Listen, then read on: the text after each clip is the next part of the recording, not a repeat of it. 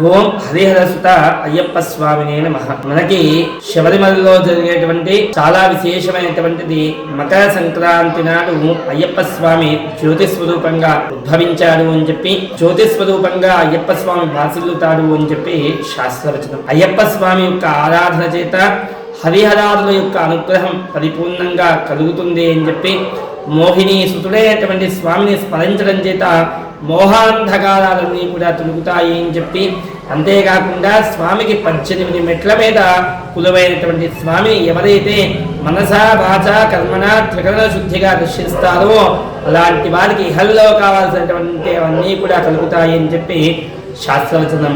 మకర జ్యోతి స్వరూపుడైనటువంటి అయ్యప్ప స్వామిని దర్శిద్దాం, మన మనోభీష్టాలన్నీ కూడా తీర్చుకునేటువంటి ప్రయత్నాన్ని చేద్దాం.